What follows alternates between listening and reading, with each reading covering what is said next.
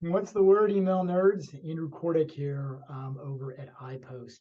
And I don't care if you've been in this industry 1 month, 1 year, 10 years, or even like me, 23 years. You've probably heard the statement of you should always be testing your emails. And while the drums keep getting beaten over and over again, some people have come to me and have honestly said, you know what, Andrew? I want to test. I'm kind of testing, but I really don't know where to start. I don't know what to look for. I don't know how to prioritize specific things. And it frustrates me because I know I should be doing it. I can find some time to do it, but I really need a better way to organize all of my tasks. And so over the last 15 or so years, I've put together a testing template that at least gives you a jumping off point into testing. It's not the final thing and something that you should stick to it, but it's something that you can at least leverage in your organization and then customize it to how you do your email program. So what I wanted to do is just share this template, this testing template with all of you guys, kind of hopefully get you guys excited about it. I'm happy to give it away to anybody that sends us an email and says, hey, Andrew, I'd love to learn a little bit more about your testing template or meet with you, things of that nature. So let's fire this bad boy up. And you'll see at the top level, this is just a template and it has a bunch of different things on there. And you'll probably, if you do want it, you'll probably get it with all of this information on here. But I want to zero in because I wrote a white paper on testing and how it can really, affect your email program pretty substantially. But it does require some investment from you, right? So when I think about a testing template, this is not where the results go. This is sort of like your library of tests, what you're thinking about doing now, right? So that you can look back on it and say, well, we tried this a while ago. Let's look at how the results were. Because a lot of the different times, or at least marketers that I've gone to and say, well, show me your testing calendar. What are you guys doing now and in the future? And oftentimes they're like, well, we kind of keep it around and it's not really there, or we've tried that before in the past. This will at least keep you honest. And so it all really starts out with, first of all, what's the status? Is this just a proposed test? Are you executing on it? Have you completed it? Have you put it on hold, or for whatever reason? It kind of gives you that sort of starting point to say, what are we doing right with this particular task? And then sort of talking about classification. I talk about this in this white paper that I wrote. Is it an A/B test? Is it a hybrid multivariate? Is it design of experiment testing? What type of test is it? Because you have to sort of separate yourselves out. And then more importantly is, what is the type? Now, a lot of people are like, what do you mean, Andrew? What's the type? Well, is it pre-open, pre-send, pre-click, post-click? An example of a pre-send is like capturing an email address. It's a sort of an experience for acquisition. How do you guys message signing up for your email program? To a pre-open, maybe it's a subject line, right? Post pre-click, something like messaging inside or content or call to action buttons or link farms or imagery.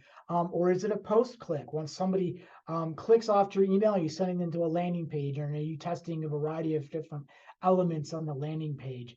To then obviously, what sort of subtype are we talking about? Is it anywhere from we're testing day of week or call to action, or is it just a subject line or the length of the email? There's a whole host of different choices you would have in this template. But again, this is part of your library of keeping it. Probably the single most important thing in this testing template is the hypothesis.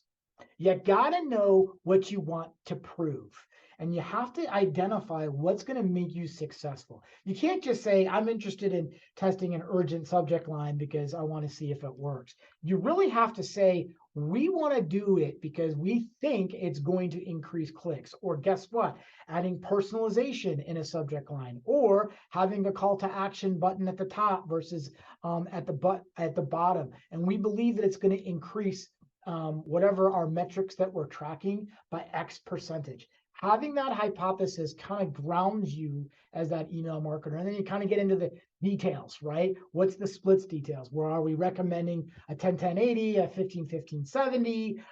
What are we doing? Are we just doing a 50-50 test? How long are we doing it for? Is it over a 30-day or a 3-day period? And then really sort of what the details are, especially if you're talking about a subject line. What's the test and what's the control? Oftentimes we get to the stage of wanting to test something like as easy it is of the subject line. And that's the last thing we think about. Put it into the testing template. What exactly are we testing? Especially if it comes to things like first name or personalization of any sort of kind in the email. And then you can get really into the details if you're testing something like later in the day or different days of the week or weekend sends versus weekday sends, things of that nature. And then you kind of get into the other parts of the details. Very interesting that you put the date proposed. You could propose a test in Q1 of any year and may not execute it against Q4 because of a variety of different factors, right? Are we looking to test one day, a variety of dates, the entire month, a quarter, whether it's a trigger-based email or a welcome series, or other sorts of things that we kind of have to prove out and get statistical significance. One of the most important factors, or a few important factors, to determine whether or not you're actually going to do the test is what's your anticipated impact, right? If you're going to do a test that's a low impact, why would you prioritize that as number one? Especially if you think it's not going to have a huge impact. You can't mark everything as high or extremely high. It's just not there, right? So you kind of have to say, how much do you think we're going to get make this test impactful to the bottom line, whatever your bottom line is. If it's revenue or page views or new franchise signups, or if you're in a casino, whether you're having differences of people playing, things of that nature. In other words, what do you anticipate is going to happen with this email? If it's a level 1, 2, or 3 test, meaning is it a basic test, an intermediate test, and an advanced test, how hard is it for you to pull it off?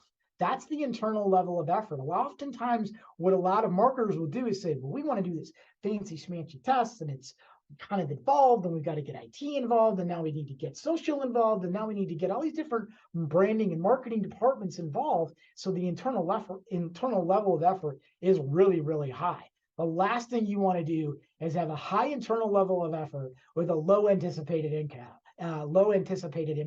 And I know that's sort of like a duh, of course, Andrew moment, but you'll be surprised as to when you look back or if you think about a task, just how hard it was to pull it off and really what the impact was. You need to write down what the metrics you're going to track.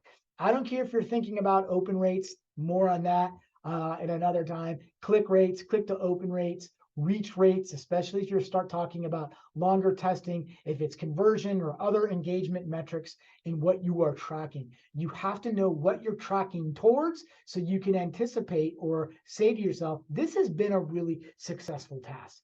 Last but not least, keep a notes section, right? You can continuously update something for people, and especially if a CMO or somebody comes to you in the organization and goes, gosh, Andrew, what are you testing this year or this quarter in your email program? And you have the ability to share a document like this out to them. It takes a little bit of effort up front and an investment in time, but once you kind of get into this groove, you're going to start to love to test more and more, and you're going to make more impactful tests rather than just kind of go at it willy-nilly. So hopefully this is something that you can take value in. Again, if you want this template, I am more than happy to share it with you. So as we think about new tips in email and even older tips like testing, this will give you that sort of jumping off point and get you started to being a really hardcore email marketer in testing